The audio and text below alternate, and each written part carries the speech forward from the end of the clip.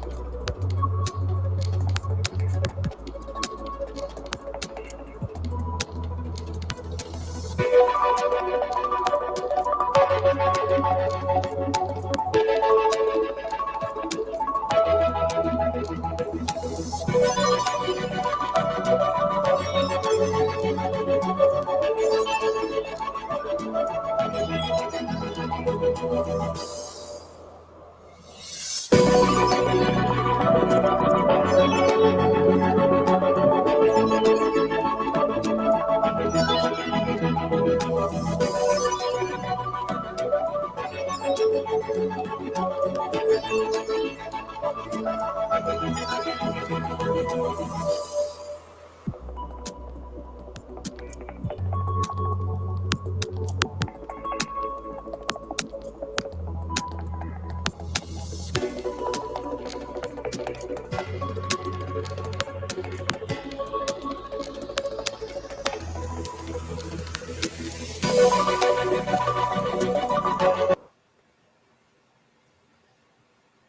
think we get the message. What's up, family? Welcome to another exciting edition of Random Topic Thursdays, the hottest live stream here on YouTube, family.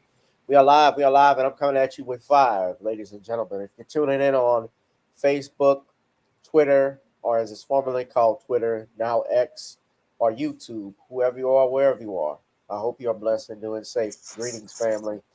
Of course, we are joined every Thursday night. We do this live stream, and we are joined by the one and only Sean James. Sean is the author of The Man Crisis, and tonight, of course, we're focusing on the question, do they have regrets? Because as you saw from that video, two police officers, New York Police Department officers, I believe this was in the subway, it looked like, I'm not quite sure, on the side near it, they were attacked by 5 illegal immigrants while they were trying to break up another fight. And at least, as you saw from the report, 4 of the suspects were released without bail, only hours after their arrest. And now many people, of course, the chief of police of duty patrol, you saw John Chell, they were upset about it. The Manhattan District Attorney's Office was upset. And even Governor Kathy Hocul is weighing in on it, where she suggests deportation is a possibility for the 5 men who attacked those officers. Now, Sean, you are in New York, and you are the author of The Man Crisis. First off, good evening. Good evening, Gavin. How are you? I'm doing all right. Do you want to do a plug-in for your books? Well, the SJS Direct 2024 catalog is going to launch on March 22nd, and you can pre-order the first book in digital format, John Haynes Illuminati, at Amazon.com on Kindle. And you can also pick that book up and pre-order a digital copy on Smashwords, Google Play, and other online booksellers.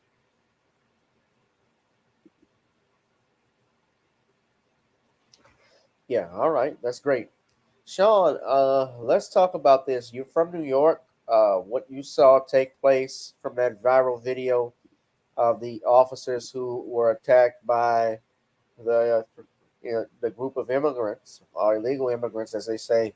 There have been complaints in New York, of course, and other cities where they're busing illegal immigrants about the population doubling and having sleeping in certain places, even taking up schools to house them. That's something that Eric Adams and Brandon Johnson, respectively, have done in their cities of New York and Chicago, respectively. What's the feel like? Because you're up in the boogie down Bronx, going out there in New York. Well, it's a very dysfunctional state. They keep trying to gaslight us and tell us the city is getting better. But anybody who's lived here for an extended period of time knows that the quality of life has gone into a major decline from the Giuliani-Bloomberg era, where basically you had low crime, you had clean streets. You could basically even ride the subway at midnight. But these days, the whole city is basically a squalid mess. And it's a squalid mess that is it's like the days of the 70s and the 80s out here. Yeah. So the search still continues, actually, for the 2 suspects, but I wanted to know exactly what did people feel, I guess, the vibe about what happened to the cops there. Well, a lot of people feel that these cops were done bad. And yeah, they were done bad because the leadership basically enabled all of this. It was New York Mayor Eric Adams and Kathy Hochul, and the request, the virtue signal that basically created this entire situation, because they enabled a sense of entitlement in many of these migrants by rolling out the red carpet, letting them do whatever they pleased, and never really setting any sort of boundary as related to their behavior. Now, in the homeless shelters here in New York, for regular New Yorkers, there's a curfew because I remember working with them at AmeriCorps Vista and them telling me specifically that homeless individuals had to be in at a certain hour, and they also had to be participating in things like programs in order to get themselves together. However, these migrants, as they've come into our homeless system, what they have been given is basically a way to just do whatever they please with no boundaries and no accountability. And that's all because New York Mayor Eric Adams wanted to go out here and virtue signal in an effort to try to get a job with Joe Biden.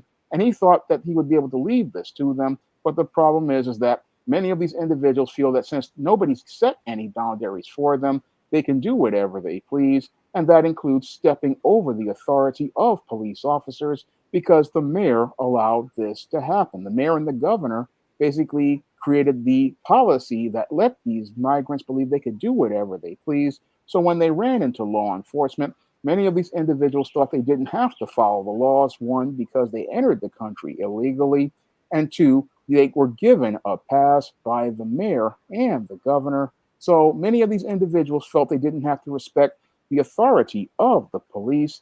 And when they ran into police who had basically told them to disperse, what these individuals thought was, oh, they could do whatever they wanted. And when this officer tried to enforce the law on them, what happened was they decided they were going to act above the law and start attacking police officers, including a lieutenant, showing how they had no respect for authority of an officer who was a high-level, high-ranking officer. And that was all because the executive branch basically gave them a pass. And now I believe basically what's happening now is they're all regretting this whole situation because when you have people who entered the country illegally attacking police officers, you have a situation where the situation is starting to deteriorate. And what's even more troubling is that we have a district attorney in Alvin Bragg who basically created the policies that allowed these guys to get out with the bail reform policies he and the mayor and the governor implemented. So they have basically opened the door for these guys to get out. And this is basically blown up in all of their faces. And what's happening now is what happens when virtue signaling goes wrong. What happens is that people start to believe that they're entitled to be above the laws of a country. And that's what many of these liberal politicians are learning, that when you make people above the law, they turn your whole society into chaos. Well, I'm more well, the thing that shocks me is that they were allowed to leave the jail without bond. Yeah, that was because of the DA. The DA. So the DA is complaining about what happened to the cops, but at the same time they let them go. Well, no, that's also something on the police department as well, because they were released within hours. You know, when you have a bail, when you're arrested with a bail, and what bail is basically, or bond is set, is to make a promise that the person is going to appear in court. And that's what that is for. This was, I think, even higher up than the DA. This was the mayor. This was the governor. Yeah, it was their policies that created this, their bail reform policies.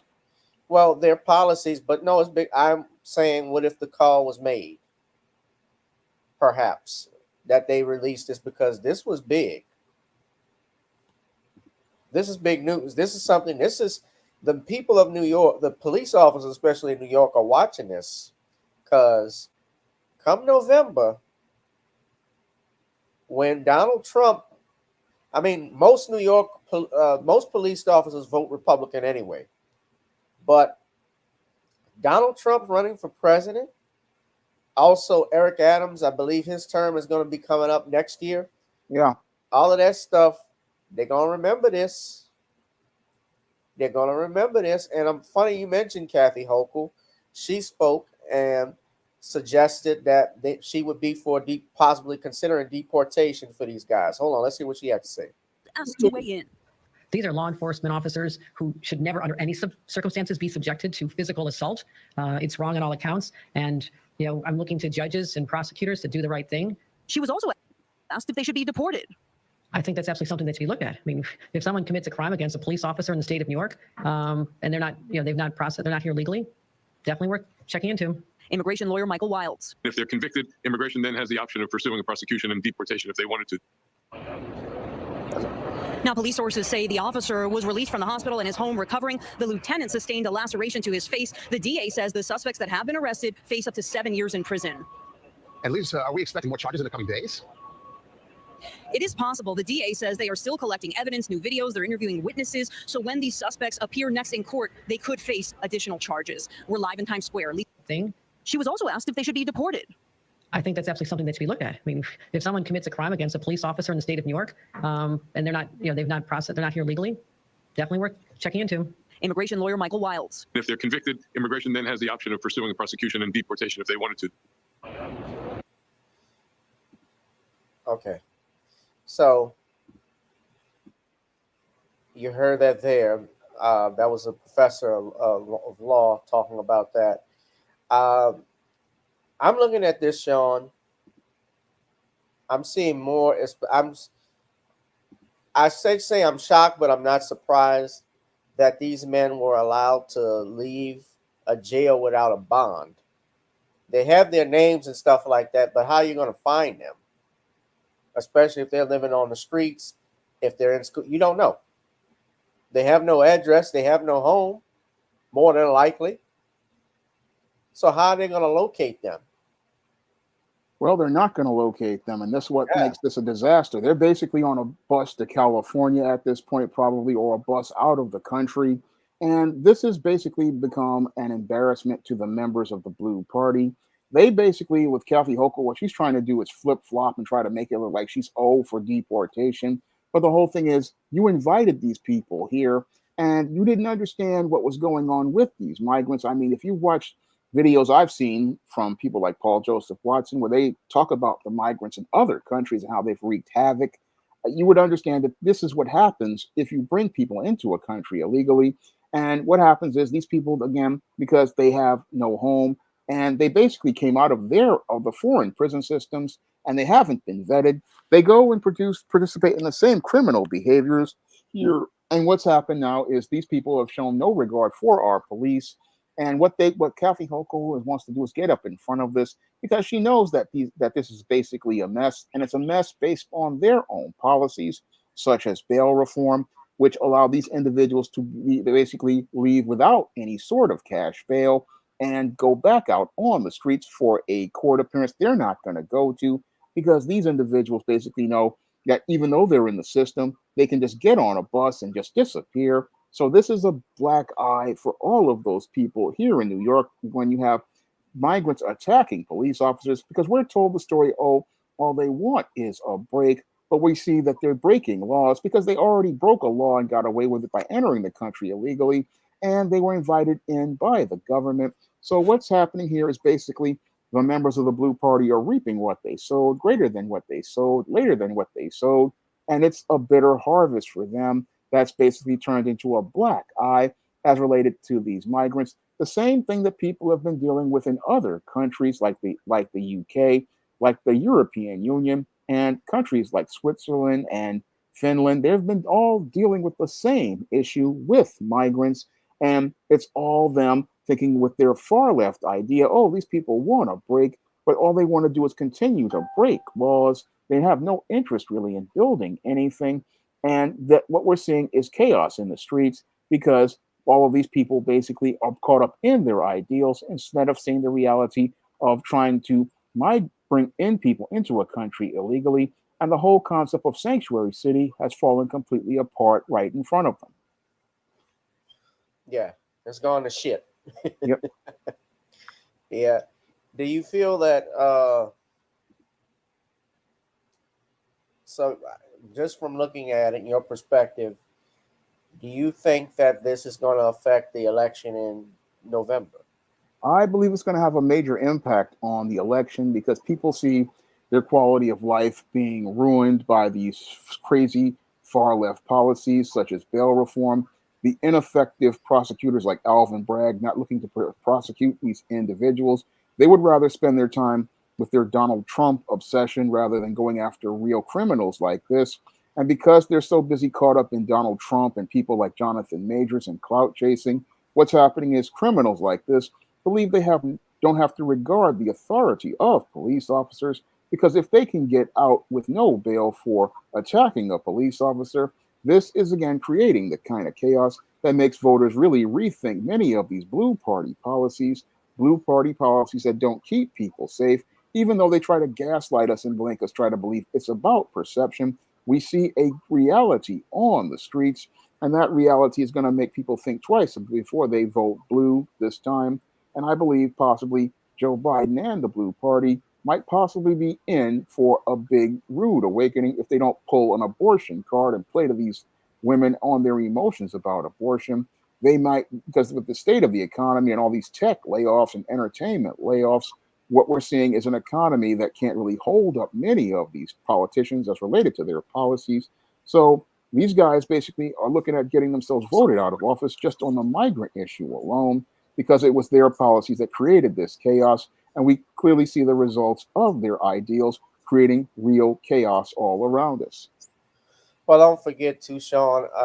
My only thing too is that you have the Super Bowl coming up, and according to Vivek Ramaswamy, Taylor Swift is going to get everybody to vote for Joe Biden.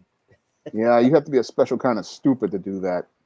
If you let celebrities tell you how to vote, you're a special kind of dumb. I mean, that happened in 1993. Shannon Sharp said Taylor Swift is the closest we had to Michael Jackson. I can't fathom it all. She's the closest we had to Michael Jackson. Oh, she don't even have to dance, Skip. You let a celebrity tell you how to vote, you're a special kind of stupid. I don't let celebrities tell me to do anything. I mean, I remember the days of Bill Clinton on the Arsenio Hall show and how it made a fool out of a lot of black people who wound up with a big bag and nothing. Remember Vote or Die with Diddy. Yeah. Celebrities can't tell me about who to vote for or what to vote for, because they're bought and paid for shills who do whatever the Blue Party tells them. Vote or die while I astroglide. Yeah. Y'all hit that like, share, and subscribe button, ladies and gentlemen. Make sure you hit that notification bell. Hit that like, share, and subscribe. And please, this channel is not monetized. YouTube has us on a shadow ban. So if you would like to donate to our channel, support us by going to the CashApp, PayPal, or Zelle, I'd appreciate it. GavinRichardEsq, GavinRichardEsq. Zelle is right there. Hey, money is tight, so drop something. Support us, please. All right. So I had, over the weekend, I did a video. I said, would Vince McMahon get the Diddy treatment? And today I'm learning some more facts, though, especially this is in regards to his lawsuit that was filed by a woman who seems like she was a former employee, but it started before she was an employee, per reading the lawsuit. According to Vince McMahon, as most of you may know, he was forced to step down after Janelle Grant filed a lawsuit alleging sexual harassment, assault, sex trafficking, among other things. And reportedly that there were explicit photos that McMahon shared of Grant to other individuals. Now, that is what our topic is going to be tonight. Now, Sean and I know I was a big wrestling fan as a kid. I'm not as much as I used to. I haven't followed it, like talking about it, though I still watch it periodically or from time to time. I know Sean is big into it. And now I have a question. Will Brock Lesnar and Vince get the Benoit treatment? Now, reason I bring it up is for several things. It's been reported, supposedly, that one of the individuals that's named in the lawsuit, they say is a wrestler who requested seeing a video of Vince supposedly, let's just say, going on to the restroom with the young lady. And a wrestler that the Wall Street Journal reported was none other than Brock Lesnar. Now, Brock Lesnar, very interesting. He was supposed to be at the Royal Rumble. His name was removed. He has not been seen ever since on any WWE platform. Brock Lesnar is one of the biggest names in the WWE, which is the World Wrestling Entertainment, formerly known, as I liked it, when it was called the WWF. That made it sound more masculine, right? Yep. World Wrestling Federation. But they got sued by the World Wildlife Foundation, so they had to change the name, which is why he says WWE, but WWF was better, my opinion. So we have here, this is an article where I'm reading from. So as a result of the report and allegations, we know that Brock Lesnar was removed from the Royal Rumble event this past weekend. Now, Eightful Select is reporting that it may be quite some time before wrestling fans see Brock Lesnar back in the ring again. If that report holds true, which is very likely that given the circumstances, they say don't expect him to return to the UFC because, you know, both the UFC and WWE are under the same umbrella. Last year, Vince McMahon announced a deal where he merged the UFC, bought WWE, but it now has become TKO Group Holdings, which owns the UFC, and Dana White, of course, is the CEO and the TK of the UFC, while Ari Emanuel is the CEO of TKO. And of course, Sean, you know, the company brought on The Rock, Dwayne The Rock Johnson, and his ex-wife who owns the XFL. So PW Insider reported that Emanuel might clean house when it comes to those who worked closely with Vince McMahon. And that could mean doom for any remaining backstage WWE worker who is labeled a Vince guy. And it may be the end of Brock Lesnar under the bright lights. He was supposed to have his last match. So Brock Lesnar may be all elite or he might go to Impact. At any rate, Sean, I want to know what you thought of the allegation. Do you think they're going to scrub Vince McMahon and Brock Lesnar from their pay-per-view events that are on the WWE library like they did Chris Benoit? We know, unfortunately, what happened with Benoit was that, well, unfortunately, his wife and child were murdered at his hands, according to the police reports. And they removed everything Chris Benoit. You can't mention him on WWE. You can't even, they don't show him on the library, anything. He's persona non grata. Sean, what do you think? Well, if they scrub Vince McMahon, you basically scrub the entire catalog because he's in most of the broadcasts of WWE programming. They just have to edit it. Pew, pew, pew, pew, pew. Yeah, but it'd be useless because he's in the broadcast booth. I mean, you would basically have to get rid of most of the entire catalog if that was the case. And the whole case with poor Brock is that he's basically we would lose a decade of WWE programming because he was the main event of over a decade of WWE programming. So Endeavor would take a huge loss if they scrubbed all of that content. But the whole thing is that both of these guys, if these allegations were true, should have been watching themselves because in this era of Me Too, you just don't go out here and engage any of these women at all. Now, I read the story about this woman's allegations as she made them, and it looks like to me that, according to her, that he was trying to make her into some sort of side piece / prostitute, and it wasn't really a smart move on Vince's whole point as related to giving this woman any sort of job around him or having any sort of social interaction with him in this era of Me Too, where a simple allegation could cost a man his job, his reputation, and possibly his freedom.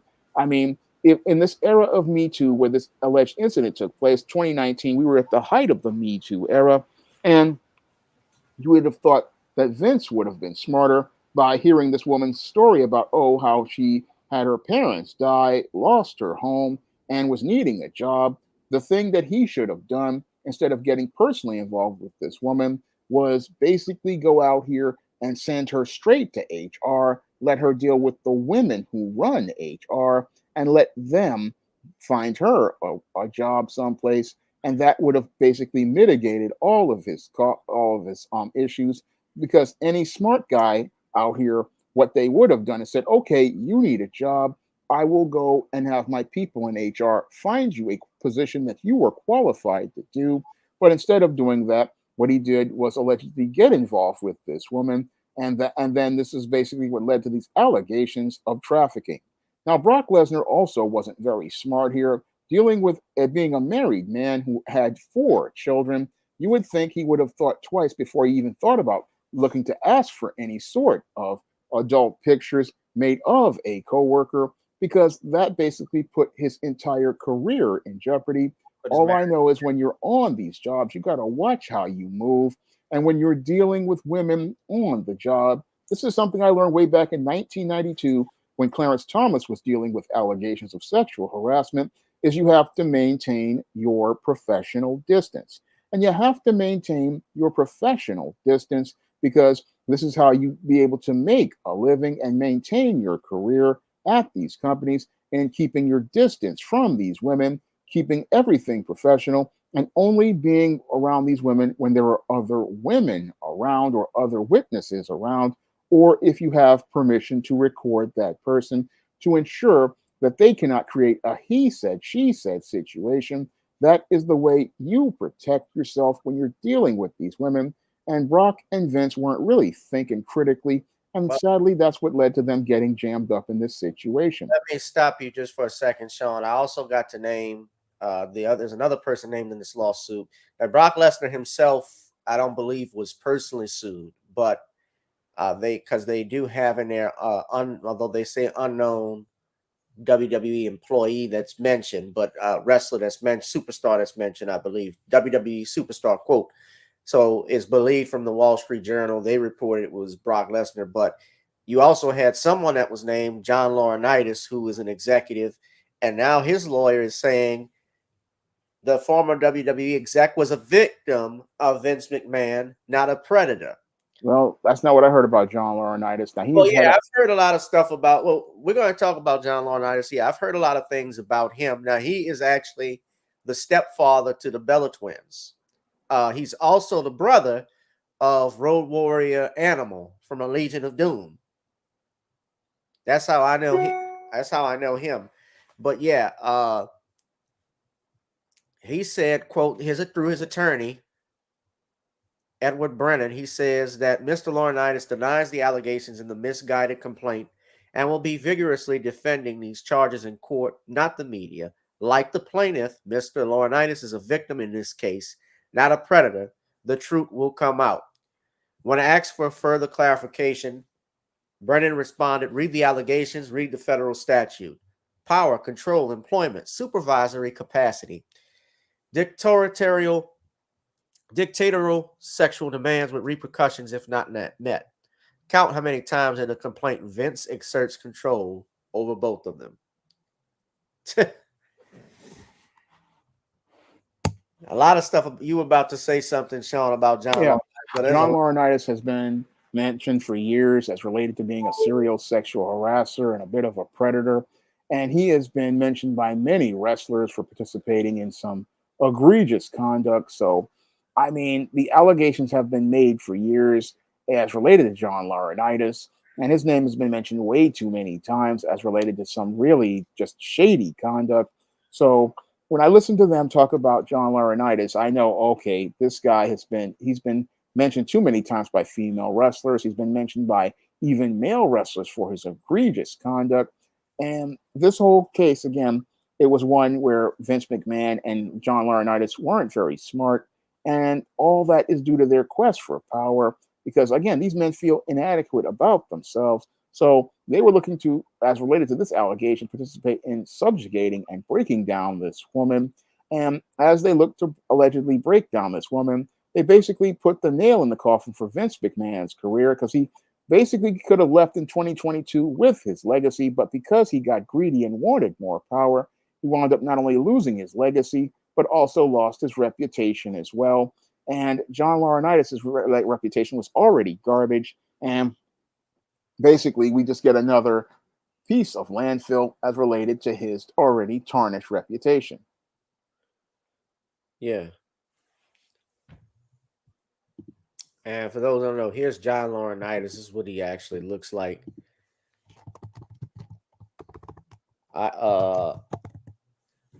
Yeah. Not interesting, Sean. That's John Laurinaitis. You know that Brock Lesnar is married to Sable. Sable was a big WWE diva in the 90s and in the early 2000s from the Attitude Era when they were pushing sex.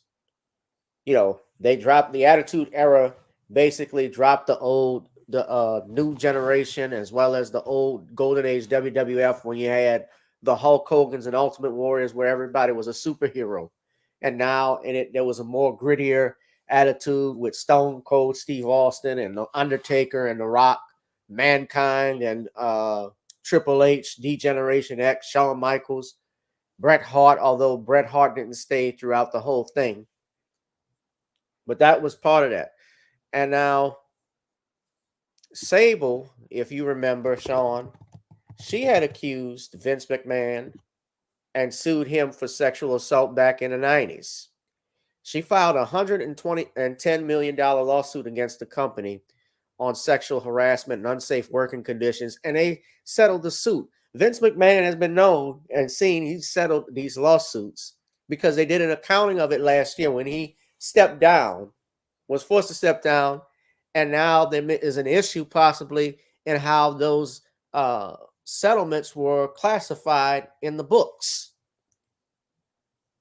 Right? Yeah. So, and Sable's married to Brock Lesnar. Now she reconciled and got back with the company, and they did basically a storyline where she was the mistress of Vince McMahon. So I don't know. It's strange bedfellows with this, because on one hand, you accuse someone of sexual harassment and assault. Well, sexual harassment and unsafe working conditions. And then on the flip side, I know she didn't marry him then, but your husband, years later, who you marry, works for the company. Yeah, but that's disturbing indeed. But that's WWE.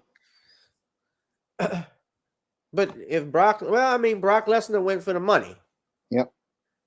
He went for the money. WWE is the largest wrestling promotion in the world. I can't see how you can get rid of Vince McMahon, because it's the same thing that people try to do with Bill Cosby. You want to get rid of the Cosby Show, take this off the air. I can't take Vince McMahon and WWF off the air because it existed. And he's the reason where it is today.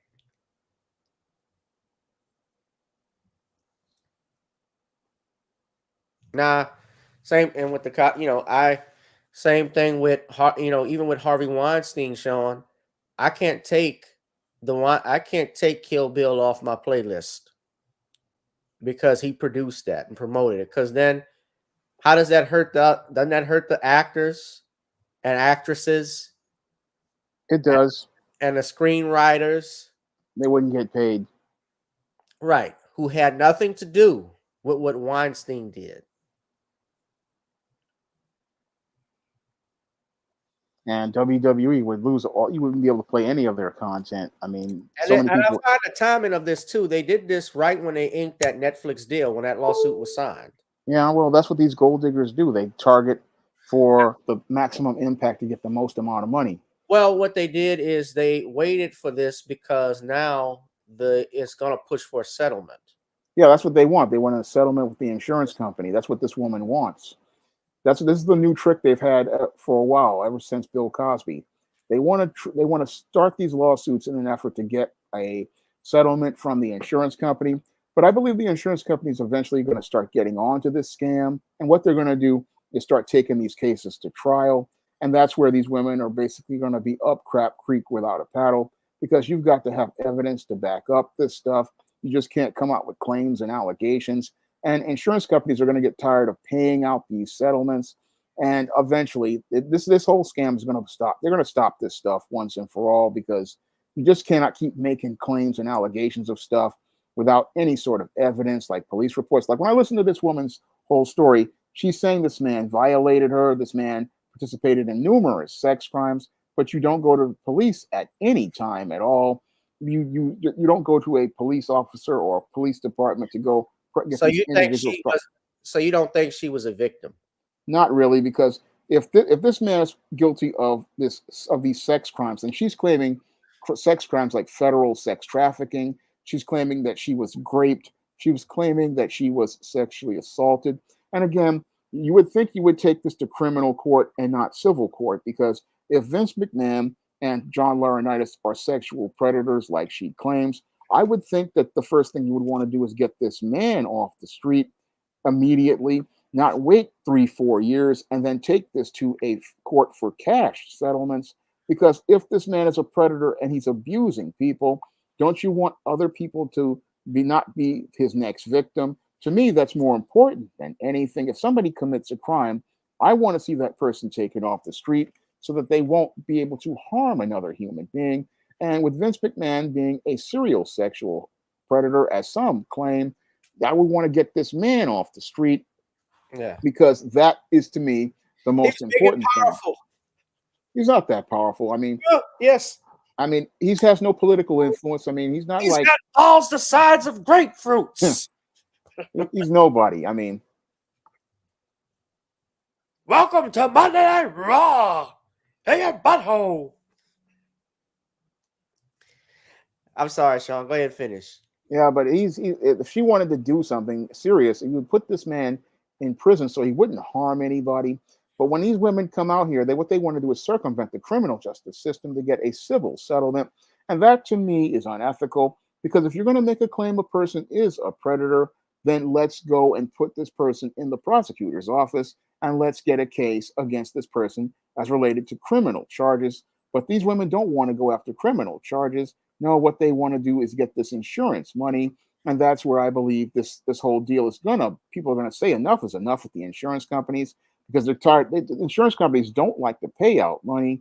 And I believe that this gravy train is eventually going to end sooner rather than later. Yeah. Well, I will say this, Sean.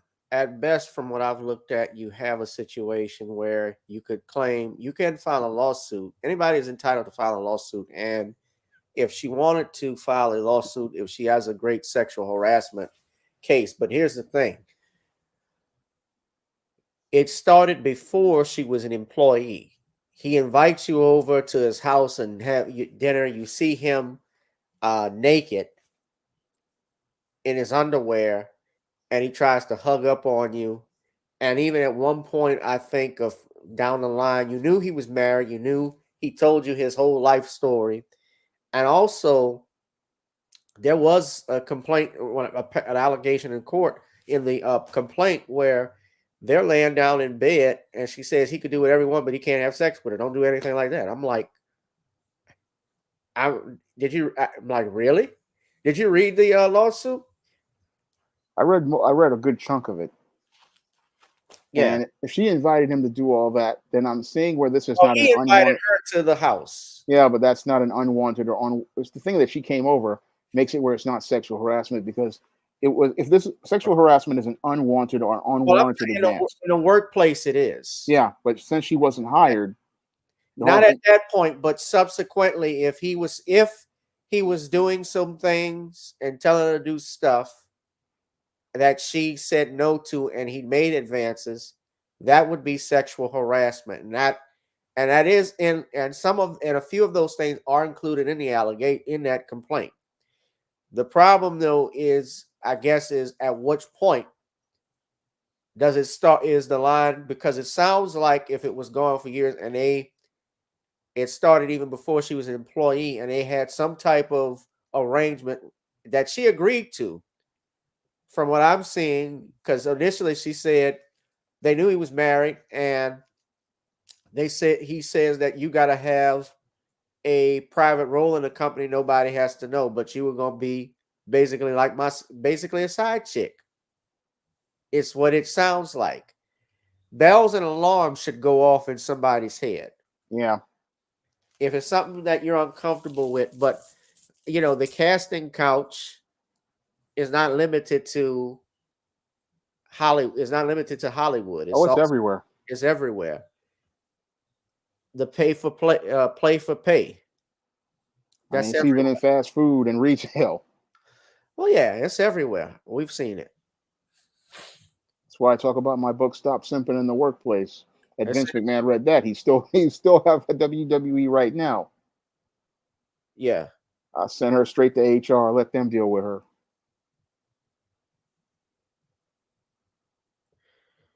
Yeah. All right, fam. Well, yeah. So we're gonna see what happens here, but yeah, man. Vince McMahon. This is a loss of a. Well, I'm not no more than Vince McMahon or anything like that, but it's just I guess you could say a blow to your childhood when you see No, this stuff. But I mean, it's something I'm not gonna be crying over. I mean, you learn a lot. Our WWE heroes, especially as we've gotten older, we see how a lot of them are fucking scumbags. yeah, Some of them were like Hulk Hogan was a racist piece of shit. Even Ric Flair. If you watch Teddy Long's stories, Ric Flair did some racist shit back in the day. yep. That's why they say you don't want to meet your heroes because they'll always disappoint you. Yeah. Well, I don't have too much further, Sean, to say. If you wanted to say something or anybody got comments, G-Man was congratulating you. He said, excellent reporting on Vince. He did want to know, do you think WWE will decline at this point? Let me answer that. WWE has been on a decline for almost 25 years, in part because when Vince made it public, when he's put it on the stock exchange and made it public, now they had to do all of this reporting to the shareholders and stuff. Uh, he was going on TV. I can remember they were asking him questions about the Attitude Era, especially when they had the Godfather, Pimpin' and Easy, how you doing this with kids and stuff like that. The audience changed. He wanted to appeal. We had grown up in the 80s from Hulkamaniacs, and that we had outgrown that. Now it was something more grittier. We're reading Playboy. We want to see action. We want to see tits. We want to see beer. All this stuff. He pushed sex. That was the time of Jerry Springer, too.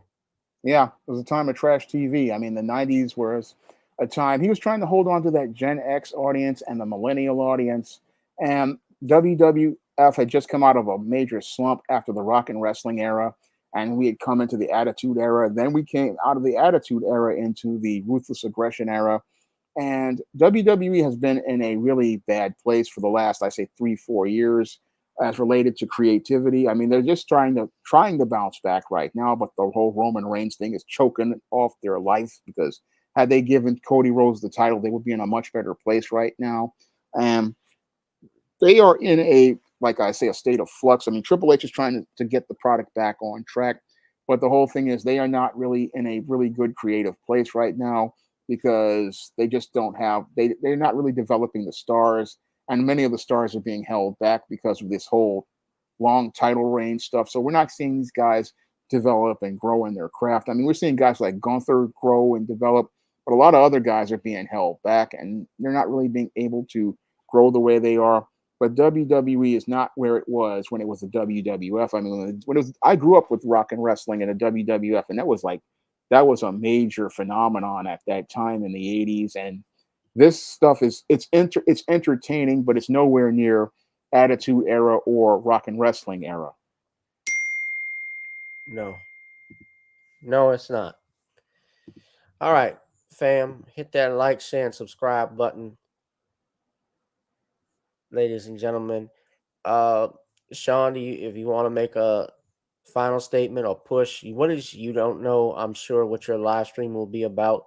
No, not yet. I'm still trying to figure that out. It's related to the live stream. I'm still thinking about what the topic is going to be like. I mean, I've already talked about this topic that I wanted to talk about, which was about the Gen X men having to deal with bitter black women. But that may be the topic for tomorrow night's show. It just depends on how I'm feeling. But if you guys want to start picking up the books of the SJS Direct 2024 catalog, you can start picking up the paperback version of John Haynes Illuminati on March 22nd on Amazon.com. And if you want to pre-order that digital copy, if you have a cell phone or an iPad and you want to read your books on there, you can head over to Google Play, Smashwords, the iBookstore, and Amazon.com to pre-order your copy of John Haynes Illuminati. And if you want to get paperback copies of any SJS Direct book, you can head over to Amazon.com, Walmart, Target, and Barnes & Noble. Of course, guys, if y'all want to donate to the Cash App, PayPal, or Zelle, you can. But another way to support me is by going on Amazon Kindle and downloading The Commonwealth of Pennsylvania versus William H. Cosby Jr. That is a must-have book. speaking of Hulkamaniacs, Hulk Hogan was always a problem behind closed doors with backstage politics. Yeah, he kept, well, Hulk Hogan, and I was watching Stevie Ray from Harlem Heat. He and his brother Booker T, they've always said this, but Stevie Ray said Hulk Hogan was responsible for their push in WCW. He said that's the tag team that WCW should be promoting, and said their careers took off because Hulk Hogan gave it to them. So Hogan, he's done some good stuff. At the same time, I think what I've heard, especially from like Bobby the Brain Heenan and Ric Flair, they said he wouldn't work with people he couldn't make money with. Like, the reason why he wouldn't put Bret Hart over was because Bret Hart had trouble trying to sell seats. I've heard that. Same thing with, like, even with Ultimate Warrior. Warrior could sell and push, but he wasn't a great wrestler. He wasn't great at built. Yes, he was cut, but like mechanics and wrestling and stuff, The ring like, work wasn't good. the ring work was terrible. I mean, as a kid, you're not thinking about it because this dude was big, and he was, when he shake the ropes, he could just attract the audience. That was his thing. He could get a pop, but he could not work a match. No, and they couldn't make him the champion that long because he didn't let his reign as champion lasted less than a year. Yeah, because he couldn't work a match. Yeah. So they had to bring Hogan back. They brought Sergeant Slaughter in, then they brought Hogan back. Well, I mean, they build up the Yeah. build by bringing, when Hogan won that Royal Rumble in '91, and Yeah. then they fought Sergeant Slaughter, right? And that was around the Iraq War, so that was big. Because some guys have a look, but they just don't have no ring work. That's what a lot of AEW guys got. They got no ring work. Yeah, Sean, you remember the movie The Nanny? Mr. Nanny? Yeah. The Undertaker? No, that was Suburban Commando. Oh, that's Suburban Commando. I get them mixed up. The pressure. The pressure. Very stupid. That was Sherman Hemsley was in that. Yeah. Yeah. All right. We're gonna end this live stream, man. It's been great commentary, Sean. I appreciate it. All right. Well, thank you for having me on. All right. And this has been another exciting edition of Random Topic Thursdays. Y'all give it up to Sean James. And Sean, I'm sure you'll tell us what the live stream will be about tomorrow. Well, I'm still trying to figure it out. I mean, it might be about Gen X women being salty over Gen X black men choosing younger women. That might be the topic, and it might be something else. All right. Well, we look forward to that. Anyway, y'all, we're going to wrap this up. And this has been another exciting edition of Random Topic Thursdays. Shout out to my brother, Sean James. And ladies and gentlemen, I will see you in the next one. Be one, be safe, be blessed. I'll holla. Peace. Thank you, Danielle. Thank you, G-Man. AEW, you asked, is competition for WWE. G-Man, I'll just answer this right quick. I think they are competition, although AEW's quality, especially in their writing, hasn't been that great. Who they push over and so forth. I don't think it was like what they had in the 90s with WCW, because WCW with Ted Turner, they actually could push people over. And Ted Turner, as you know, was called Billionaire Ted. He had the monies in which to go toe-to-toe with Vince. The problem was that unlike WWE at that time, their writing, their booking got awful. The storylines that they did were terrible, like the finger poke of doom was bad. Killing Goldberg's streak, having Kevin Nash break it at that time, I think was a big disappointment. Goldberg is your biggest star. You have him wrestling Hulk Hogan for the world title on Monday Nitro. Now, it was insane. Great to see that. But just imagine if it was on pay-per-view, how much money WCW missed on that event. Maybe they might be in business today. Be one and be safe and be blessed, family. I'll holla.